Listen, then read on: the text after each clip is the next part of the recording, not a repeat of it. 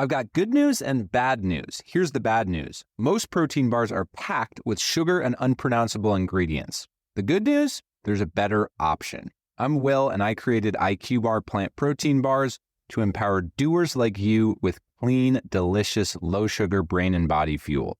IQ bars are packed with 12 grams of protein, brain nutrients like magnesium and lion's mane, and zero weird stuff. And right now, you can get 20% off all IQ Bar products, plus free shipping.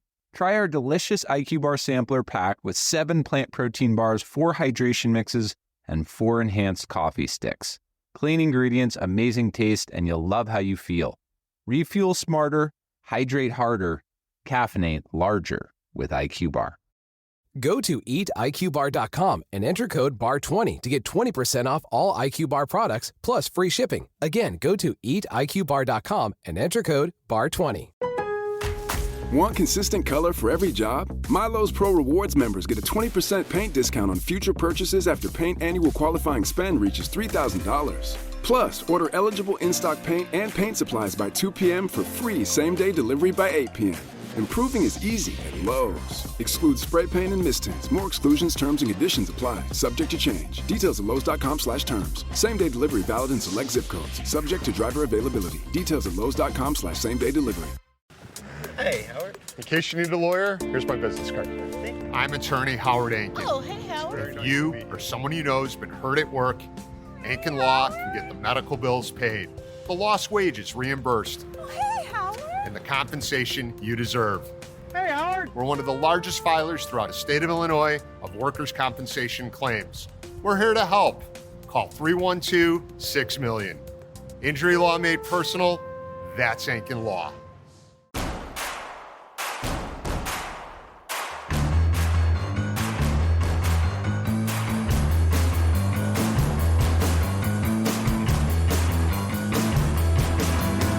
From your favorite source for Chicago White Sox talk, delivering news, interviews, analysis, and more. This is the Sox Machine Podcast with your hosts, Jim Margulis, James Fegan, and Josh Nelson. Thanks, Rob, and welcome to a new Sox Machine Podcast. I'm your host, Josh Nelson, and it's Sunday night, March 1st, 2026, as we bring you a new show. I'm recording from Arlington, Texas, as I spent 3 days watching Roch Cholowsky in person, also made a side quest to see Grady Emerson play. Great weekend for MLB draft content, which I'll answer Jim and James's questions later in the show about what happened in Texas. Speaking of Jim and James, there's White Sox spring training action to catch up on. Sam Antonacci continues hitting big home runs. Where is his strength coming from? Edgar Quero is having a great start to spring. Is he going to make divvying up playing time a difficult task for Will Venable?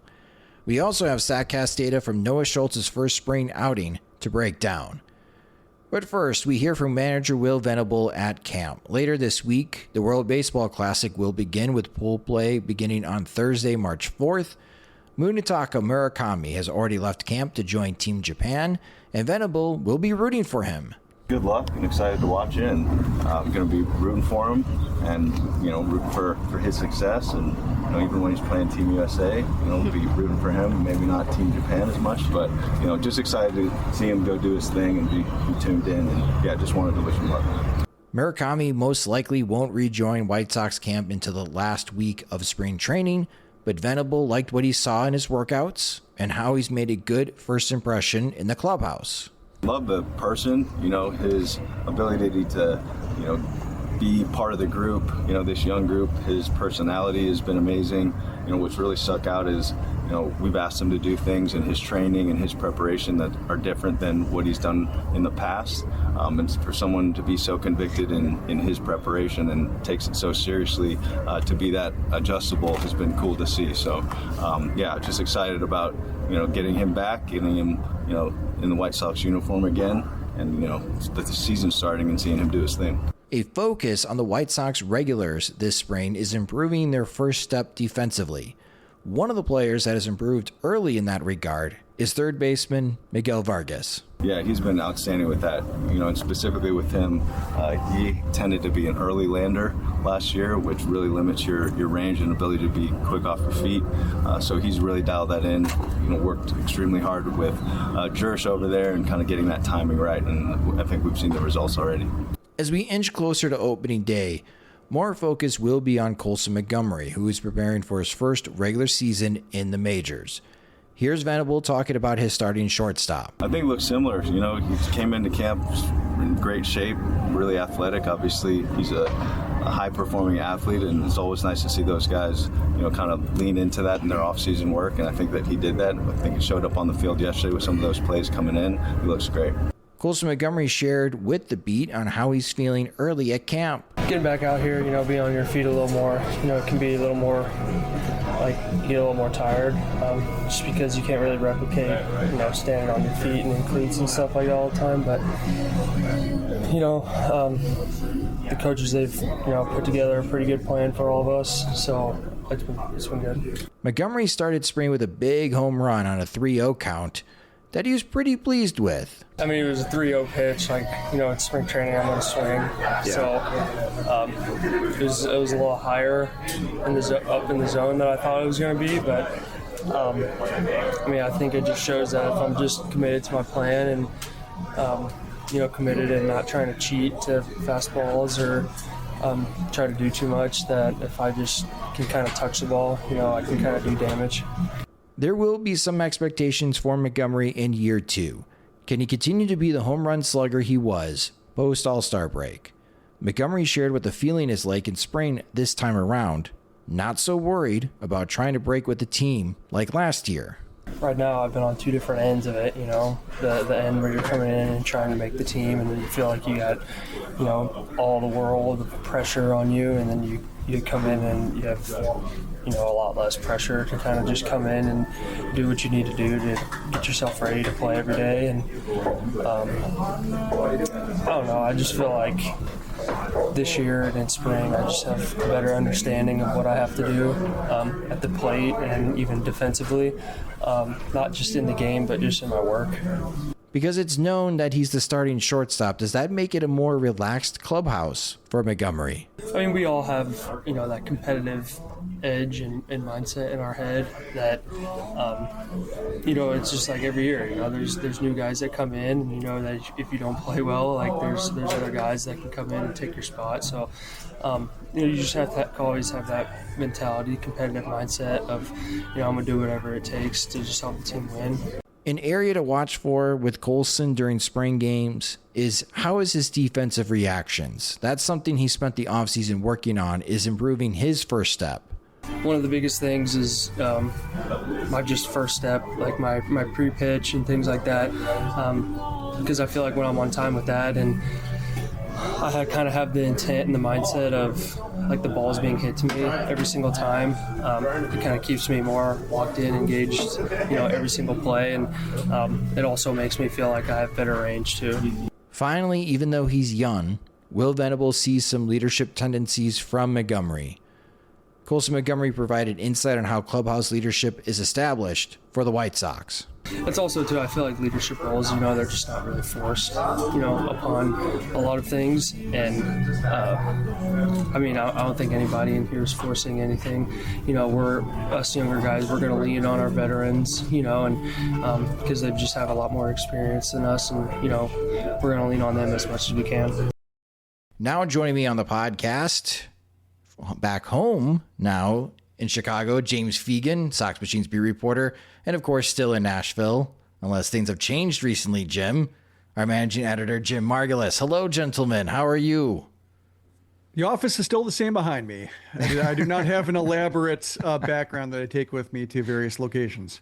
No, this time I'm the one with a different background. For those that watch our video highlights, as again, I am down in Arlington, Texas.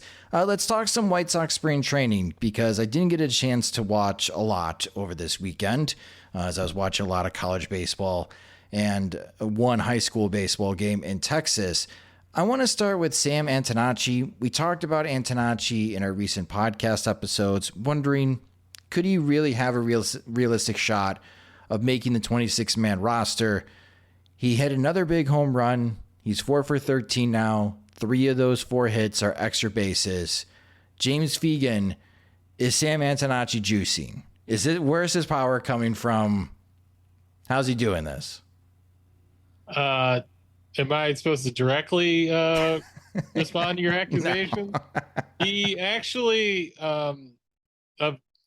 not that, in the realm of spring training weight gain stories, like Sam Antonacci claims to like maybe have put on 5 pounds and isn't like super decisive about it. He thinks so like, realistic. Okay. Yeah, like he said something that sounded like it could realistically happen. He looks great. I also haven't seen him in person before, so maybe he's just always like this kind of jack 6 foot tall guy. So like the power doesn't seem insane, but also like he hit a ball 109.8 last year. He's certainly getting to higher ends of his max exit velocities this spring, but that isn't necessarily like doing something he's never done before physically by, a standard deviation or something like that. It was funny because like right before Cactus League play started, I was kind of like chatting with Paul Janisch and just kind of, he was hoping like, we think there's more power in there just because like there's field to hit. Like makes good contact. He makes square contact a lot. He's going to start developing this idea of where his time is to take shots and get off some bigger swings. Funny that he then like his biggest homer of the spring was like an 0-2 fastball that he loaded on. But he kind of concurred to that a little bit. Antonacci himself, what he said, like, they talk about it, feel the hit. That's really what I was doing up until this point. Like scouting reports were something I kind of only, skimmed. And now he feels like he's mining more opportunities for where his shots are going to be to maybe take some ace swings off of that. So I think like, as much as like seeing the big exit velocity off of like some of his homers are good to see, I think it's not in the realm of like, oh, he went from 109 to 113 as his max. He's still kind of in the same territory. We're just seeing him kind of take some uppercuts and opportunities to do so. Or, it's spring, so it's a tiny sample, so we've seen like 2 home runs literally. But ideally, it's just not someone who's going to outpace their slug with their OBP a bit more based on like their raw stuff. I still don't think he's like a 20 home run guy, but the belief is that he is a toolkit to be kind of more 10, 15 than the kind of 5 that he was last season, which if he's anywhere in the territory of how good he's been on getting on base, obviously makes him like a starting caliber like hitter before like starting the question of where does he fit on the roster, or does he make the 26-man opening day roster, which I encourage everyone to view success for prospects beyond do they make the opening day roster. I think that everyone we talk to going into spring and certainly now expect Sam Antonacci to probably debut this year and carve out a meaningful role. I don't know if it means like the constant comparisons between him and Chase Mydroth, or like the one's going to take the spot, or if he does make the majors, like there'll be the kind of the urgency is like, oh, he's got to play every day to find out if he's an everyday player. I don't think things are going to quite follow that level of enthusiasm, but I think he's validating what we thought was pretty consistent. Like, you guys aren't high enough on Chase. Scott, I'm already combining them. Sam Antonacci, as you should be. And I think, at this point they seem right about it, but it doesn't have to necessarily mean they're trading Lenny Sosa and Chase Mydroth with a package deal to clear room for Antonacci to be the second baseman for a Cal Ripken-like streak of time. Other players that have impressed in the power so far, Tanner Murray, he's got 2 homers. And Austin Hayes, the new guy, making a nice introduction. He's got 2 homers this spring for the White Sox. But the top hitter so far, Jim, early in spring training. Again, we have 3 more weeks a game, so things could change in a hurry. But Edgar Quero, Jim, he's really showing out. He's 9 for 17 now. He's got a home run. He's got 2 doubles. He's an RBI machine. He's got 9 RBI so far in spring training. And I think we all wanted to see this type of output in spring offensively for Quero, especially on the power side, to show that he has that in his toolkit. But obviously the defense as well, and we'll get to that in a moment. But if Quero continues this pace, knowing that Kyle Teal is in the World Baseball Classic playing for Team Italy, so Quero's going to get more reps here, more first-team reps for the White Sox. Is Quero going to make divvying out playing time for Will Venable at catcher and DH a difficult chore? I would say DH more than catcher. I think catcher, you always need to get a guy off his feet or like out of his crouch, every few days, and there's always platoon considerations to go into a mix over the course of a series. So I think just a luxury to have two starting catchers, and I think every manager would love to have two catchers that they love to play no matter what. I think DH could get a little bit congested depending on whether Andrew Benintendi is able to play the outfield with any regularity in a way that like he's not a liability out there. I think it's looking at the spring performances and noting that the strikeout rates all seem pretty down across the page. Like Jared Kelenic is the one who's kind of lagging right now. He's 1 for 14, struck out 5 times. I think he's made some decent contact that hasn't shown, but you mentioned Hayes having 2 homers. Benintendi is around. They need somebody to play center field. So I think depending on whether Benintendi can run and just play like even average left field, he doesn't need to be like the Gold Glover he was with Kansas City, but just somebody who can, you don't cringe when you see him running after a ball in the gap or one over his head. You don't have to deal with his arm because he's catching more things in the air to where like he's not giving up extra bases so often with his arm. And then you have DH to be what you want, which is, Quero or Teal or, Benintendi occasionally, Murakami, or rotating the infielders through. That I think is the plan. I think if Benintendi is in this fringe zone to where like he's just kind of okay with the bat and the worst outfielder they have the glove, then maybe he wants Quero being there more. Maybe they have to consider the third catcher arrangement more if they want that, depending on where Corey Lee ends up.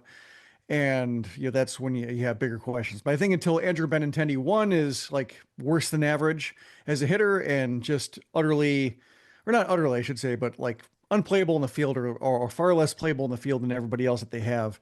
I think Venable with Quero and Teal, he rolls into March feeling like, hey, it's nice to have a bunch of average or above average bats. It certainly beats what they were 2 years ago.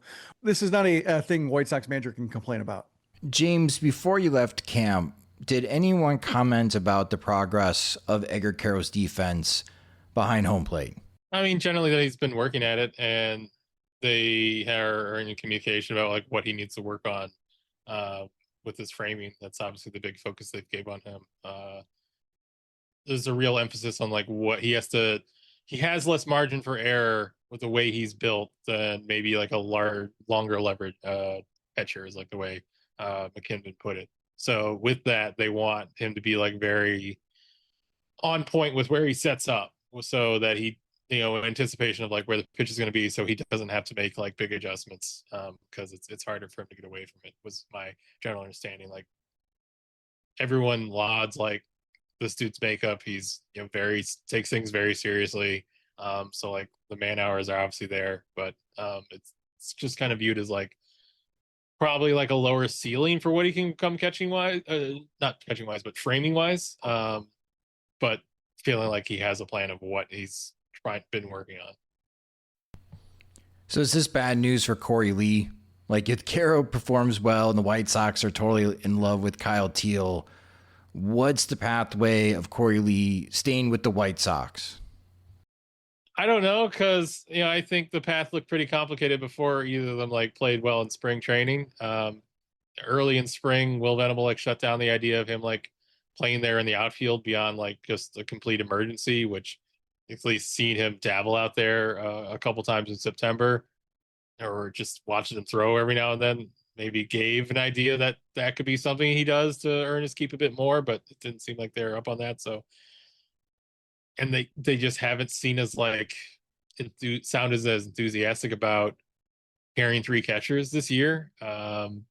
Possibly is the fact that like we're talking about like infielders who seem worthy of making the roster beyond, Mydroth and Lenny Sosa already, Tanner Murray or, when does Antonacci like break down the door to some degree, of course, or the fact that Lamont Wayne's at camp, stuff like that. There's just more contenders for like how they'd fill out like their last bench spot than like a third catcher who exists to enable the 2 catchers to play, but not necessarily have a big role himself. So I just thought like he's, a great third catcher to have at this point. He's a luxury, but I don't know if they're going to turn around the ship to avoid him being exposed to waivers at the end of spring if everything's healthy. that seems like just an outcome it's kind of tilting towards at this point. I'm sure they love if he clear waivers and they had him in Charlotte. I'm sure Corey could have probably convinced and seen a future in both sticking with the White Sox or finding an opportunity for the team that claims him. So in claiming Drew Romo up over the offseason and then getting him through waivers, they've added Josh Burrow as well in a minor league deal right before camp, but maybe Romo probably seems like the person with the most pedigree to take over like this third catcher who sits in Charlotte most of the year role. I feel like they probably have a little bit more insulation against the losing Corey than they had last year when there was not really many people with defined upside behind him. So I think they were prepared for this a little bit, even if it's not obviously the best case scenario outcome where you lose seemingly someone who's big league quality for nothing. And then on the position player side, my last question, with Acuna and Pereira, did they come back from their injuries or are they still out? Acuna was only supposed to be I don't think he's played in a game yet. I'd have to double check with travel, but it was they're telling me I have to sit out as a precaution for a couple days, but I feel fine. Is what he said when we spoke to him right after the injury. Pereira was had not swung, going into this weekend, and once he gets going again, he will need to start swinging and ramp up, and that's another day or 2 or 3 that you could put between him and showing up in games again. On top of the fact that at this point, it's getting close to where he'll not have taken live at bats in 2 weeks pretty soon. So that on top of the fact that he was still dealing with a little bit of soreness and tightness, even while he was saying it was fine, much better going to the weekend, it does start to sound like something that keeps him out 2-3 weeks between when he was placed in a lineup and got scratched from it and when he actually shows up. And that's, hoping that things continue to trend up for him, which they say they have been, but we don't have the hard evidence of seeing him swing without discomfort on the field. Then over on the pitching side, in our previous episode, we talked about the eager anticipation that we had to see Noah Schultz finally in spring training. Jim, Schultz pitched. How did he look? Well, that game was not televised, so you only have StatCast. So let's just make it up. Okay, so he started throwing with his right hand, which is weird. I realized I'm supposed to be doing this all along. You hit the second baseman, which is strange. No, in terms of the stuff, the fact that his slider was recognized as a slider, not a curveball. That's step one in terms of getting the sharpness of that pitch back when it got low 80s or 80-ish, high 70s at times last year, and kind of a wimpy pitch, I guess, with lacking the bite. That's back, no mistaken sliders. So that's one sign looking at the StatCast data only. Velocities where it needed to be. Also threw a lot of strikes, through 23 of 33 pitches for strikes. That's something that he should be able to do pretty much in his sleep. But yeah, kept it simple. Basically sinkers, more forced steamers, which I like from what I saw from him in Birmingham a couple of years ago. Change-ups and sliders, but mostly, his meal ticket, sinkers and sliders, which is what you want. You've got BABIP a little bit, which I think speaks to the White Sox ultimate aspirations of finding something that misses more bats from the right side, but not having the issues that he had last time around, which is just either getting himself in terrible counts or walking himself into trouble, or getting smoked when he did have to go back in the strike zone. And then for Tanner McDougal, was he also in that same game that wasn't televised? Yes, and he had it's funny watching with StatCast. I saw no changeups. It was all fastball, slider, curve, sweeper. But then you see a couple of fastballs that registered at 90 to 92. And I imagine that's the changeup that he, unless he was really taking it off, because everything else is 97 to 100. So, I imagine those two pitches were attempted changeups, whether or not it's just a complete misclassification for a pitcher the system is learning and it will eventually adjust to, or just bad changeups. I guess we'll find out. All right, so that's the updates for Schultz and McDougal. Love watching games via StatCast. It is nice to have that, though. I know we...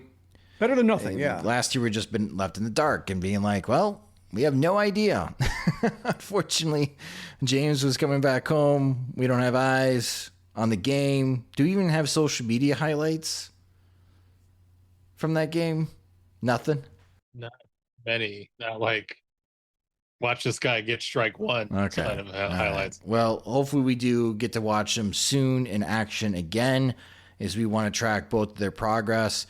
It's still early for White Sox spring training, but the vibes still sound good. You heard from Colson Montgomery at the beginning part of the podcast. James is going to be talking about how the White Sox are utilizing video for everybody to improve their first step. That seemed to be something that Colson Montgomery brought up, even manager Will Venable in the intro part of the podcast with Miguel Vargas, improving that first step. So learning as we go on the next couple of weeks, watching White Sox spring training and how the regulars, when they start playing more, really refine not only their offensive mechanics, but also working on their defense, which is a big focus for the Chicago White Sox this upcoming season.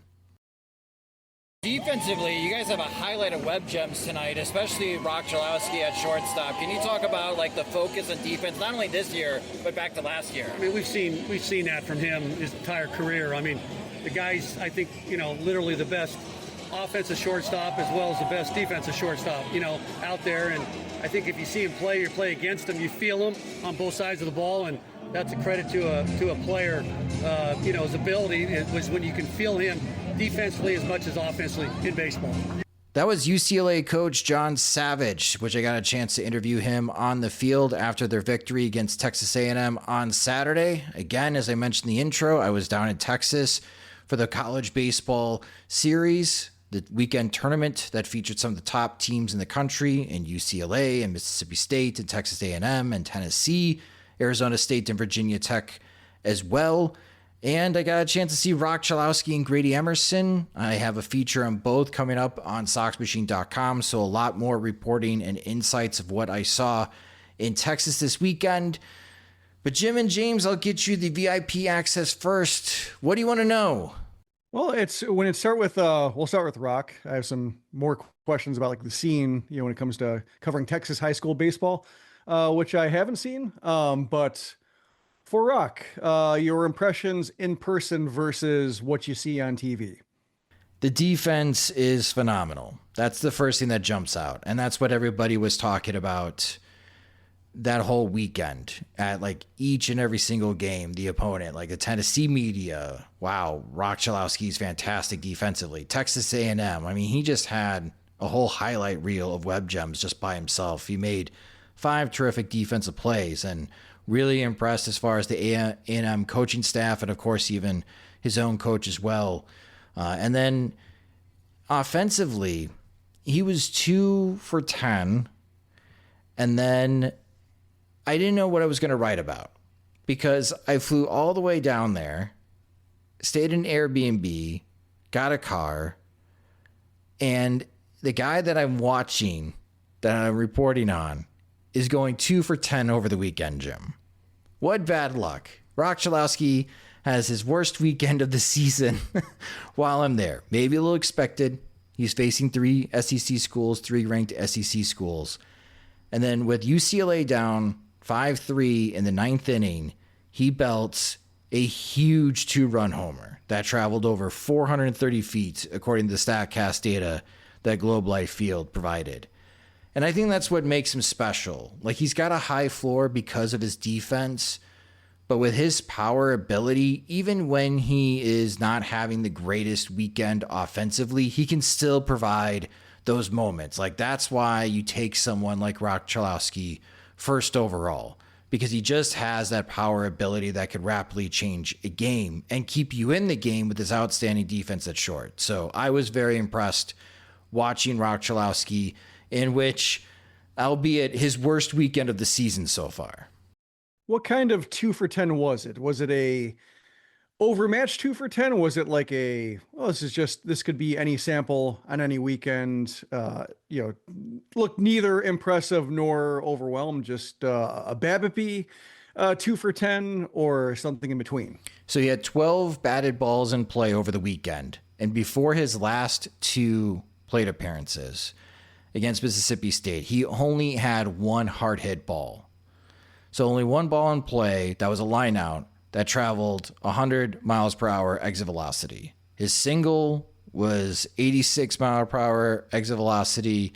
His double was well placed at 92 mile per hour exit velocity. So not hard hit for his 2 base hits before belting the home run. The thing about like his swings over the weekend was I just didn't understand what his plan of attack was.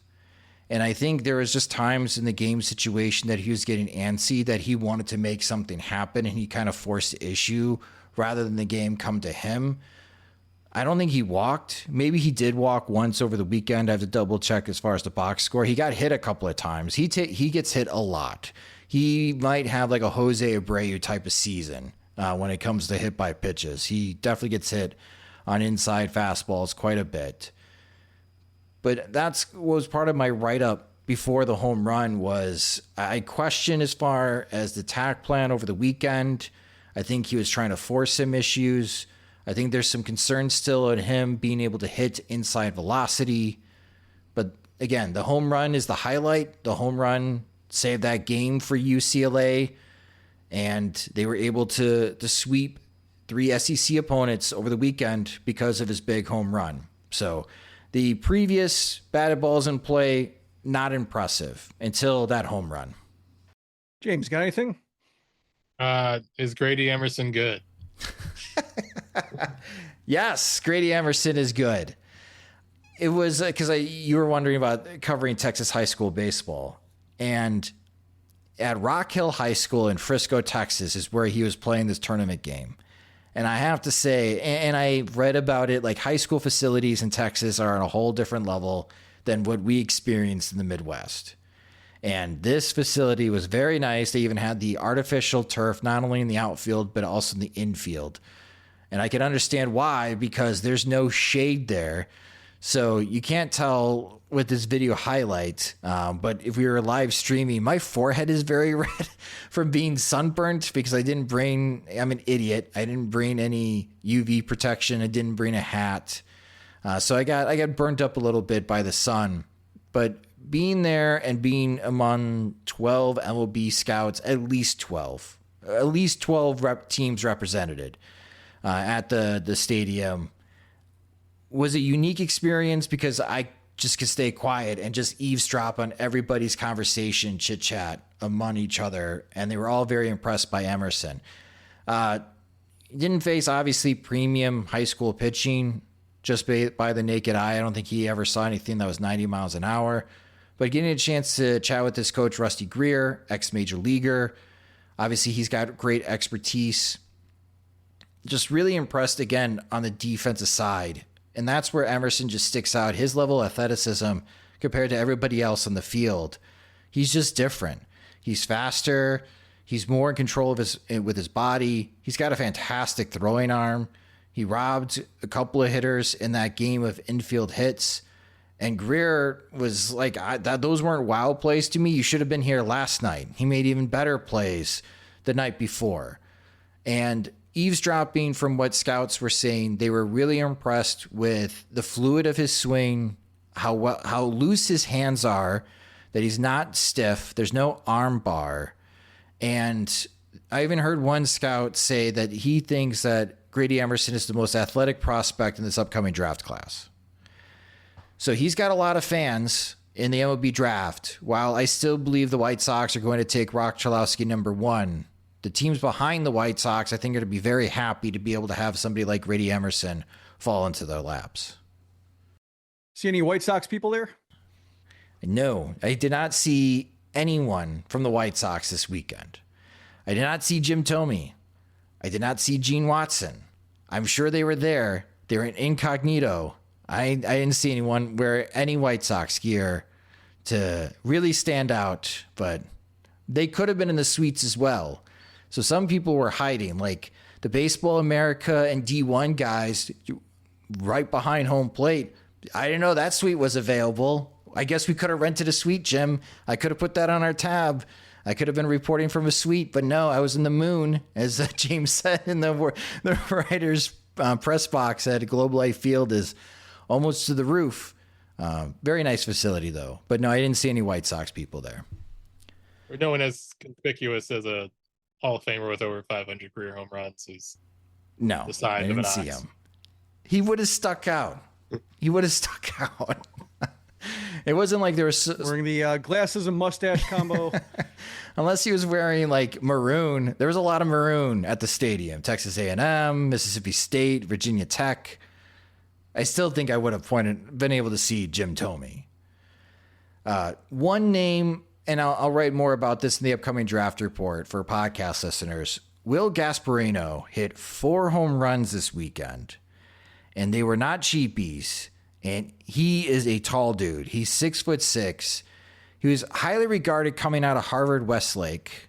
Obviously a very popular high school. White Sox fans should know that. High school, Lucas Giolito, even on the other side of town in Chicago, Pete Crow Armstrong. They are quite the baseball factory. He went to the University of Texas, highly regarded. Not great seasons offensively, his freshman and sophomore seasons. He had coaching changes in his first 2 years, so he decided to enter the transfer portal and come back home to UCLA. So even post-game, he's like, this is my 3rd different coach I've had in my college career. He made a lot of adjustments in his swing. He feels more fluid. And he's batting 8th for UCLA, and he leads the country in home runs now. He has 10 home runs this season.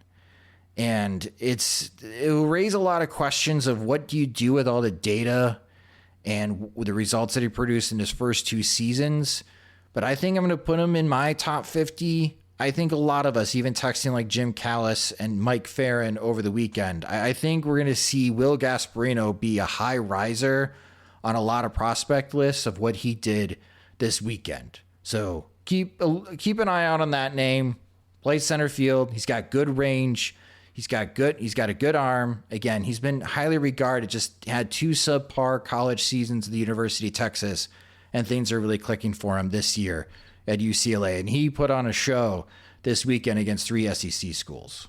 I guess the question I would have about Cholowsky is, do you see his like issues with, inner half velocity as like standing out amongst his peers at this moment?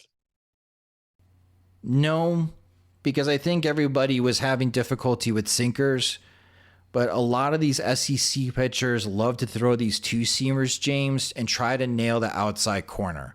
They're not high velocity 2-seamers. There are a lot of 92, 93, and they try to like pinpoint it right on the outside corner. Not a lot of pitchers are like challenging inside. And I think because of how their 2-seamers are tailing arm side, that I think they're worried to throw it inside because it's like an automatic hit by pitch. Or if the hitter can disguise it, lean their elbow a little bit, not too much, because college umpires will call that out and call that against you. So I think a lot of college pitchers are still challenging him on the outside corner, which is why when you watch film of him on pitches that he's popping up in the inside corner, his hands are out over the plate. Like he's not bringing his hands inside and through the zone and try to catch those inside pitches out in front of home plate. So I think that's something that he'll have to adjust if he is taken by the White Sox. Maybe something that Ryan Fuller will see of, can you have multiple swings? Because right now it feels like it's very one swing. It is tailored to crush college pitching, which he can do that. That's not a question. He will continue doing that with the Big Ten schedule coming up and conference play starting. But it is when you make that next step forward in professional baseball, how do you handle 95 on the hands? He doesn't see a lot of it today, and just the way that he swings the bat, I have some questions if he will be able to handle that in the future.